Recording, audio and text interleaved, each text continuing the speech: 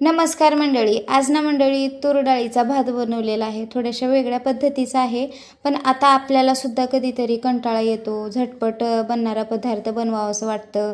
जास्त तामझाम नको, मला असं नाही खायचं, मला तसं नाही खायचं म्हणतात सगळेजण घरातले. तर अशा पद्धतीचा भात जर बनवला तर सगळेजण आवडीने खातील. बॅचलर मुलामुलींसाठी तर खूप भारी ऑप्शन आहे. नक्की व्हिडिओ शेवटपर्यंत बघा, म्हणजे तुम्हाला सुद्धा कळेलच. आणि याच्यामध्ये वेगळं काहीच वापरलेलं नाही. जे घरात साहित्य अवेलेबल असतात आपले तेच वापरलेलं आहे. प्लेन जरी बनवलात तरी चालेल. मी इथं गाजराचा वापर केलेला आहे थोडंसं. ते गाजर नाही टाकलं तरी चालेल मंडळी. तर बघू शकताय मी इथं मस्त असं भात बनवलेला आहे आणि झटपट होतो. जास्त ह्याला वेळसुद्धा लागत नाही शिजण्यासाठी, कारण मी अगोदरच तांदूळ भिजत घातलं होतं. आता इथं पाऊण वाटी इतकं मी तांदूळ घेतलेलं आहे आणि आता हे तांदूळ आपल्याला एक 15-20 मिनटं अगोदर भिजत घालायचं आहे. आणि त्याच वाटीने आपल्याला तूर डाळसुद्धा तेवढीच घ्यायची आहे. थोडीशी चमचाभर मी कमी घेतलेली आहे. बराबर घेतलात तरी चालेल. घासून याला धुवून घ्यायचं आहे आणि वरचं पाणी जे आहे ते काढून टाकायचं आहे. तर पाणी काढून टाकलं की याच्यावर पाणी घालायचं आहे आणि याच्यावर झाकण ठेवून एक 15-20 मिनटासाठी बाजूला ठेवून द्यायचं आहे, म्हणजे झटपट तयार होतो आपला भात. आणि आता इथं बघा काही भाज्या मी कट करून घेतलेल्या आहेत. कढीपत्ता, कोथिंबीर आहे, हिरवी मिरची आहे, गाजर आहे, कांदा आहे आणि तांदूळ डाळसुद्धा आता आपली भिजून झालेली आहे.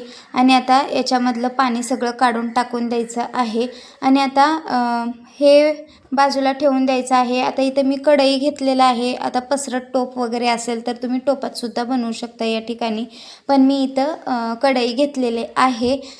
मला कुकरमध्ये बनवायचा नव्हता. शिट्टी चुकून जरी एखाद्या अर्धी जास्त झाली की गाळ होतो थोडासा भाताचा, म्हणून मला मोकळा बनवायचा होता. याच्यामध्ये मी कढईमध्ये बनवत आहे. आणि आता इथं तेल घालून घेतलेलं आहे. तेल गरम झालं की जिरं, मोहरी, कढीपत्ता टाकून द्यायचा आहे. याच्यामध्ये सर्वात अगोदर हिरवी मिरची टाकायची आहे, म्हणजे त्याचा तिखटाचं प्रमाण थोडंसं जास्त वाढेल याच्यामध्ये.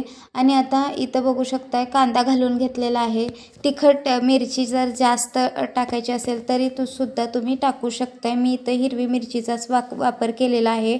बाकी लाल तिखट वगैरे या भातामध्ये मी वापरलेलं नाही. तर बघू शकताय परतून घ्यायचं आहे. परतून झाल्याच्या नंतर इथं बघू शकताय 1 ते 1.5 मिनटंच परतून घ्यायचं आहे, जास्त परतून घ्यायचं नाही. लगेच याच्यामध्ये गाजर टाकून द्यायचं आहे. गॅसची फ्लेम मोठीच ठेवलेली आहे मी थोडक्यासाठी. गाजरसुद्धा परतून झालेला आहे, 1-2 मिनटं झालेलं आहे. आता याच्यामध्ये जे भात आहे आपला किंवा तांदूळ आहे, डाळ, ते याच्यामध्ये टाकून द्यायचं आहे आणि कमीत कमी 1-2 मिनटं तरी याला परतून घ्यायचं आहे. गॅसची फ्लेम मीडियम ठेवायची आहे आणि 2 मिनटं तरी याला परतून घ्यायचं आहे. खमंगपणा खूप छान येतो असं केल्याने. डाळ आणि तांदूळ परतून घेतल्याने फोडणीमध्ये. इथं बघू शकताय बाजूच्या गॅसवर मी पाणी गरम करण्यासाठी ठेवून दिलेलं आहे. उकळीचंच पाणी आपल्याला याच्यामध्ये टाकून द्यायचं आहे किंवा गरम पाणी टाकायचं आहे, कारण थंड पाणी घालायचं नाही याच्यामध्ये.